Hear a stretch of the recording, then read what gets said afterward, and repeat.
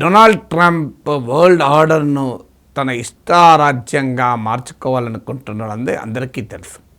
ఎవరితో కలుస్తాడో ఎవరితో విడిపోతాడో తెలియదు. ఎవరైనా ఊహించారా రష్యాకు అనుకూలంగా ఉక్రెయిన్ పైన తన యూరోపియన్ మిత్రపక్షాలకు వ్యతిరేకంగా యునైటెడ్ నేషన్లో ఓటు వేస్తారని? So that is how Trump is unpredictable.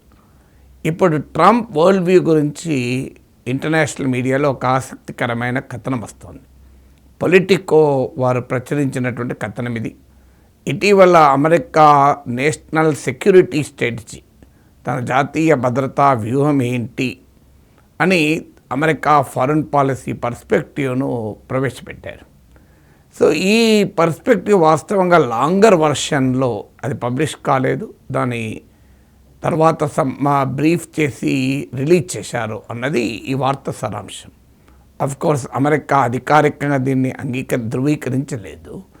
So ఈ ట్రంప్ న్యూ స్ట్రాటజీ ప్రకారము G7 లాంటి వాటి పట్ల ట్రంప్కి ఆసక్తి లేదు అని, C5 అనే కొత్త గ్లోబల్ గ్రూపింగ్ ఫామ్ చేయాలని ట్రంప్ ఆలోచిస్తున్నాడు అని.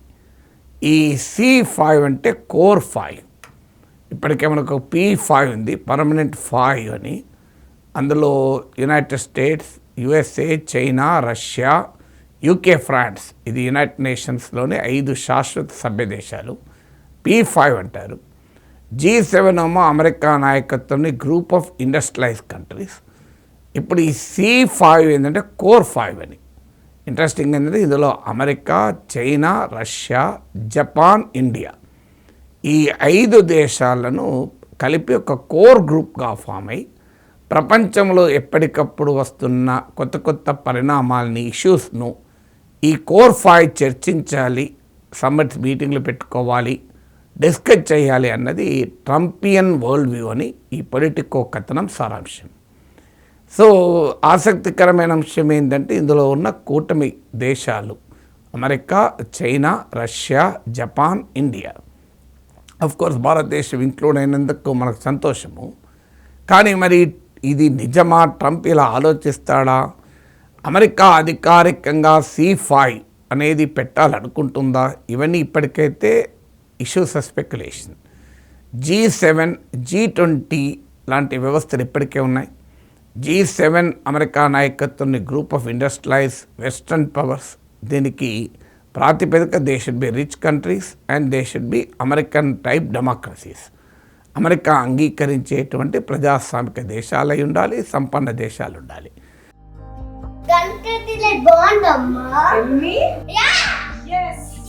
కంట్రీ డిలైట్ బఫెలో మిల్క్ ని మా ఫ్యామిలీ వాళ్ళకి ఎప్పటి నుండో వాడుతున్నాను. ఈ పాల ఫస్ట్ యూజ్ నుండి నాకు దీనిపైన చాలా నమ్మకం వచ్చింది. Choose country delight and live better. Soviet union పతనానంతరము రష్యాను G8గా కూడా అమెరికా ఇంక్లూడ్ చేసింది. ఆ తర్వాత కొద్ది రోజులకే డిఫరెన్సెస్ వచ్చి G8 నుంచి రష్యా పక్కకు జరిగిపోయింది, G7గా మారింది. సో ఇటీవల Ukraine peace plan 28 point peace ప్లాన్లో కూడా ట్రంప్ ప్రతిపాదించింది, యుద్ధం ఆగిపోయి శాంతి ఒప్పందం కుదిరితే రష్యాను తిరిగి G8లో చేర్చుకుంటారు అని కూడా. గ్లోబల్ ఫైనాన్షియల్ క్రైసిస్ 2008లో వచ్చినప్పుడు G7 రిచ్ కంట్రీస్ మాత్రమే ఈ గ్లోబల్ ఫైనాన్షియల్ క్రైసిస్ను డీల్ చేయలేవని అర్థమైంది. ఎందుకంటే అమెరికాతో సహా యూరోపియన్ కంట్రీస్లోనే అనేక ఫైనాన్షియల్ ఇన్స్టిట్యూషన్స్ ఫెయిల్ అయ్యి, సో మీకు గ్లోబల్ ఫైనాన్షియల్ క్రైసిస్ యొక్క ఎపీ సెంటర్ అంటారే, సో దాని కేంద్ర బిందువే అమెరికాలోను ఈ వెస్ట్రన్ క్యాపిటలిస్ట్, అడ్వాన్స్ క్యాపిటలిస్ట్ కంట్రీస్లో ఉండే.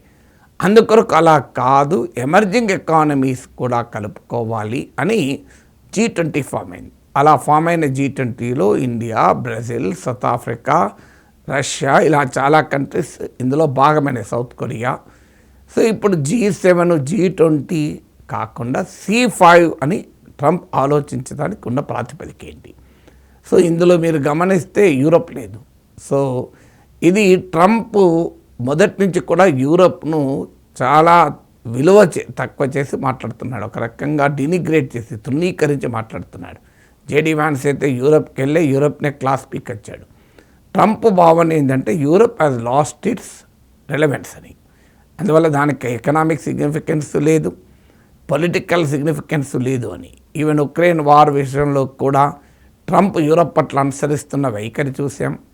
అలాగే యూరోప్కు నాటోను పట్ల ట్రంప్ వైఖరి చూస్తున్నాం. ఒక దశలో నాటో నుంచి అమెరికా వెళ్ళిపోతుందని కూడా మాట్లాడాడు. యూరోపియన్ కంట్రీస్ తమ రక్షణ పైన తామే ఖర్చు పెట్టాలని ప్రతిపాదించాడు. సో ఫస్ట్ టర్మ్లో కనీసం 2% ఆఫ్ జీడిపి వాళ్ళు డిఫెన్స్ మీద పెట్టాలన్నాడు. ఇప్పుడైతే 5% కండిషన్ పెట్టాడు. యూరోపియన్ కంట్రీస్ ఆ దిశగా వెళ్తున్నాయి కూడా.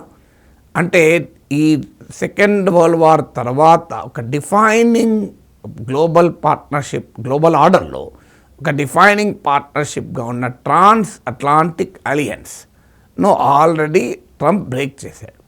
అందువల్ల ఈ C5లో యూరప్ లేకపోవడం అనేది ట్రంప్ వరల్డ్ వ్యూ, ట్రంప్ ప్రపంచక దృక్పథానికి అనుగుణంగా ఉంది కనుక ట్రంప్ ఇది ఆలోచించవచ్చు అని. రెండో ఫ్యాక్టర్ ఏంటంటే Trump is a practical, pragmatic and transactional leader అని పేరు. అంటే ఈ ఐడియాలజీస్, ఈ హ్యాంగ్ ఓవర్స్ వీటికి అతీతము అని. ప్యూర్లీ ట్రాన్సాక్షనల్, ఇచ్చుకో పుచ్చుకో అనే ధోరణి. సో ఈ ఐడియాలజికల్ సాలిడారిటీసు, రష్యాకు వ్యతిరేకంగా అమెరికా యూరప్ కలవడము, ఇంకోరికి వ్యతిరేకంగా ఇంకోరు కలవడము అనే వైఖరులకు వ్యతిరేకము. అమెరికాకు లాభమైనప్పుడు కలుస్తారు, నష్టమైనప్పుడు కలవరు. సో ప్యూర్లీ ట్రాన్సాక్షనల్ అయినప్పుడు ఈ ఐడియాలజీకి స్థానము లేదు. ఇవాళ అమెరికా, చైనా ప్రపంచ బలమైన దేశాలుగా ఉన్నాయి.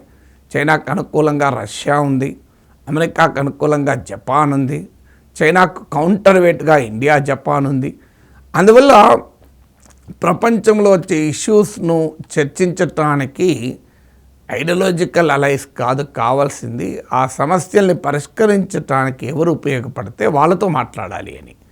అందుకే ఇప్పుడు ఉదాహరణకు సౌదీ ఇజ్రాయెల్ నార్మలైజేషన్ టాక్స్ ఉంది. దీన్ని ఒక ఎజెండాగా తీసుకోవాలని ట్రంప్ ఆలోచన. సో సౌదీ అరేబియా, ఇజ్రాయెల్ రెండు అమెరికా మిత్ర దేశాలు.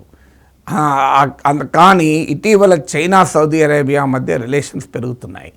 చైనా ఆధ్వర్యంలో సౌదీ అరేబియా, ఇరాన్ల మధ్య కూడా అగ్రిమెంట్ కుదిరింది. అందువల్ల ఇలా చైనాను రూపించేస్తే పరిష్కారం అవుతుంది. ఉక్రెయిన్ వార్ ఉంది, అమెరికా రష్యాలో అంగీకరించడం అనేది చాలా కీలకమవుతుంది. రష్యాకు మద్దతుగా చైనా ఉంది. సో అందువల్ల ఏ దేశాలతోనైతే ఒక కూటమిగా ఏర్పడి చర్చిస్తే ప్రయోజనం తప్ప దాని ప్రాక్టికల్గా అలా కాకుండా ట్రాన్సాక్షనల్గా ఉండదు అనేది ట్రంపియన్ వరల్డ్ వ్యూ అని.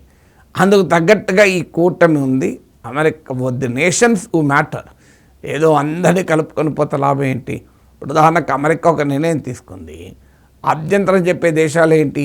చైనా చెప్పచ్చు, మీకు రష్యా చెప్పచ్చు, మీకు ఇండియా చెప్పచ్చు. కానీ యూకే, ఫ్రాన్స్, జర్మనీలో అభ్యంతరం చెప్తాయా? గులిగినా అలిగినా వారు అల్టిమేట్గా అమెరికా చెప్పిన దానికే అనుకూలంగా ఉంటారు. అందువల్ల అమెరికా వాళ్ళతో కూర్చొని చర్చించే లాభం ఏంటి? అమెరికా చెప్పిన దాన్ని కాదనగలరా యూరోపియన్ దేశాలు? America proposes and Europe executes కదా. అందువల్ల ఎవరైతే ఇన్ఫ్లుయెన్స్లో వాళ్ళు కూర్చొని చర్చిస్తే ఉపయోగము అనేది ఒక రకమైన ప్రతిపాదనగా ట్రంప్ కనబడుతుంది. అందుకే వెస్ట్రన్ డెమోక్రసీస్కు అమెరికా ప్రాతినిధ్యం వహిస్తుంది. ఏషియాలో అమెరికాకు ఒక అండగా జపాన్ ఉంది.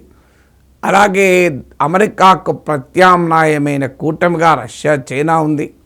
ఇండియా ఒక బలమైన దేశం కనుక ఈ దేశాలు కలిస్తే ఒక ప్రపంచ పరిణామాల్ని చర్చించి ఒక పరిష్కారం చూపటానికి స్కోప్ ఉంటుంది అన్నది ట్రంప్ ట్రాన్సాక్షనల్ డిప్లొమసీలో భాగము అని డిఫెన్స్ ఎక్స్పర్ట్స్ వివరణ.